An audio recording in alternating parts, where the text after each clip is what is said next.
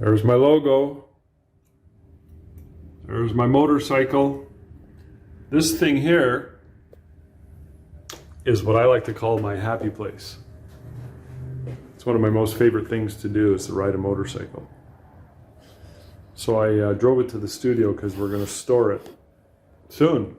The end of the season. It's probably the last reasonably warm day of the year. But anyways, I want to talk to you about wealth and prosperity, specifically wealth and prosperity for photographers, creating a mindset.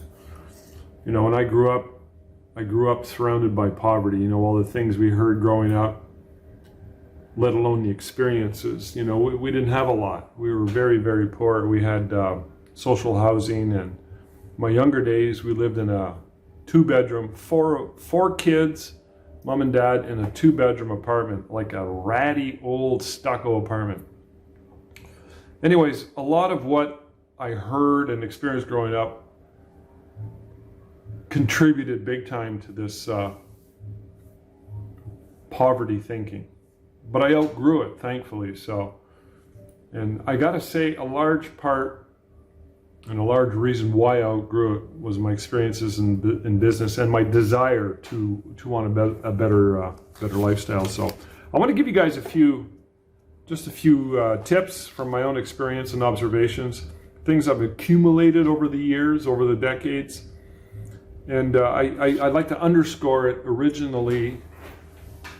firstly by saying that I think it's really important to avoid a victim mindset or to play the blame game. You know, it's important that we take full responsibility. Nobody's coming to save us. You have to tap into your own agency, your own autonomy, your own personal power. I think this is really important.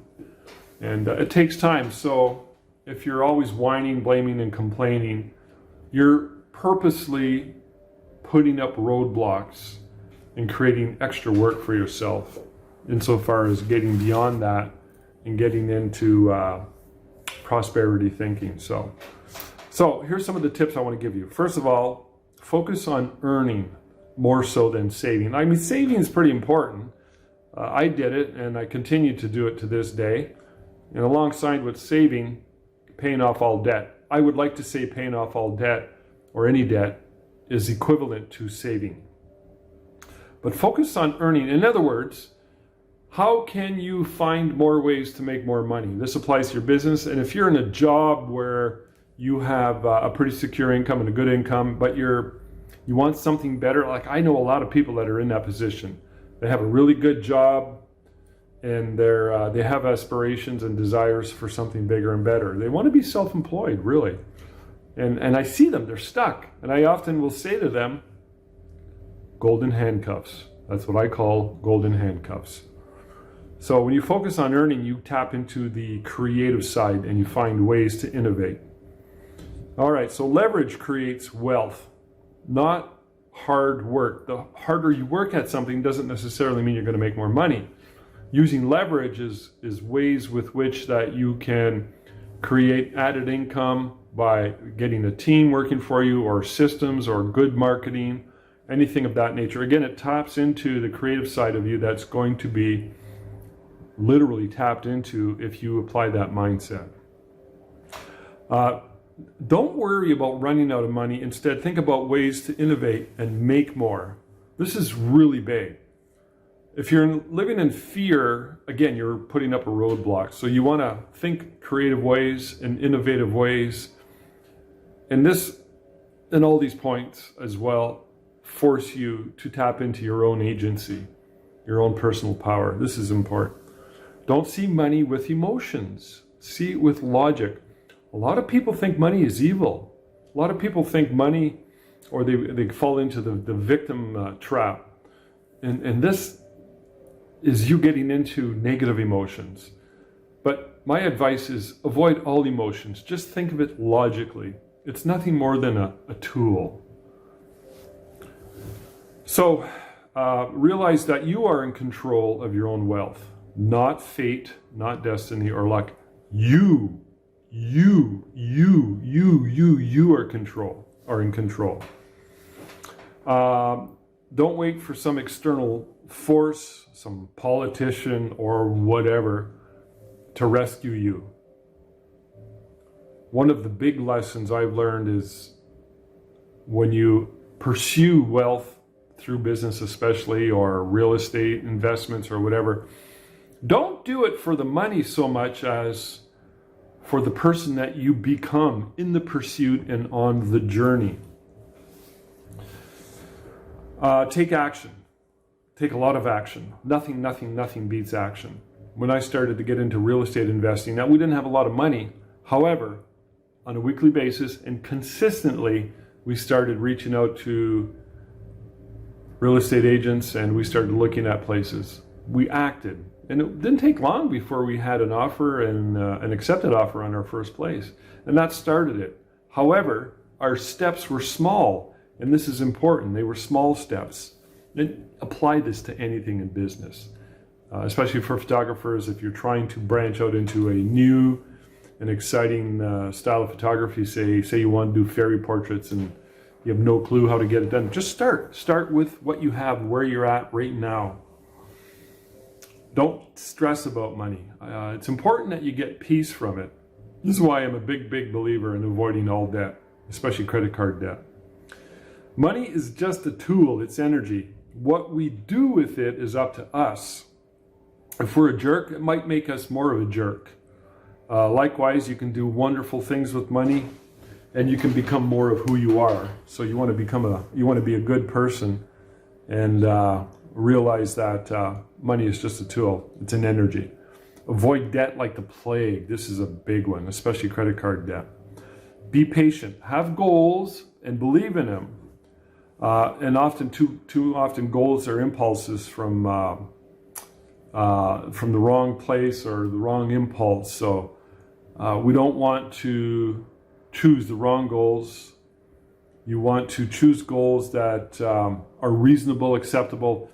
You know, if you're impulsive and you choose a goal based on impulse, then you're going to pursue instant gratification. So money is an idea. It's frozen energy. It has no direction, it has no moral compass, and it has no discretion.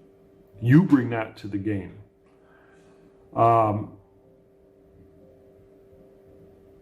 It's kind of a weird thing. This is going to seem weird, but when you start, I've said this before, success breeds success.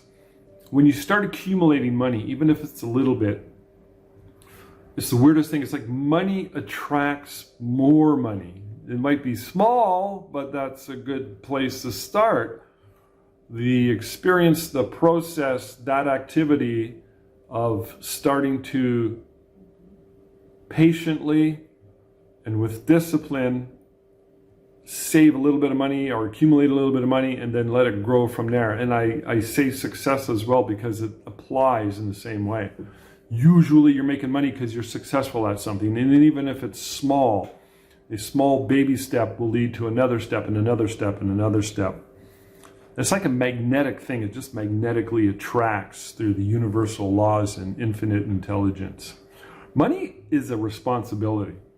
This is often missed by many people because they have no discipline, they have no responsibility. But if you treat it as a responsibility, it's going to force you to rise to a higher level. So therefore, we got to be responsible. No guilt, no shame, no distorted sense of morality either. When you create wealth and you're cool with it, you get in touch. This is going to sound weird. When you get money and you get comfortable with it, you start to get in touch with your own destiny. I know that sounds weird, and a lot of people have a hard time with that. But it's going to add fuel to that fire of your own destiny. But you got to be responsible with it, and you got to be okay with it. All the things I've said apply to what I'm trying to say to you and what I'm trying to convey. When you grow and when you welcome prosperity into your being, you actually become a better person. It's kind of weird, I know. You become more of who you are and who you're meant to be. If you let it. You got to be okay with money. It's never about the money. Money isn't everything. If you think that, then you're thinking small. So don't think small. Money, again, is just a tool. If you pursue money out of desperation, it'll run away from you. If you create money just for the money, you will not be successful in the truest sense. So you must go with it guilt-free, with an open heart, an open mind. Get rid of all the crap, all the negative associations you have with money. It's going to be uncomfortable at first. You got to step out of that mindset that limits you and forces you to be very, very limited. Even if you have a situation where you're making good money, but you have a job you don't like, golden handcuffs, remember that? So I challenge you to think about what it is that you think about money that's holding you back. And hopefully I've given you some ideas, some strategies, some thoughts to help you be comfortable with money. Because it is a tool. It's not an evil thing. Evil people do evil things with money.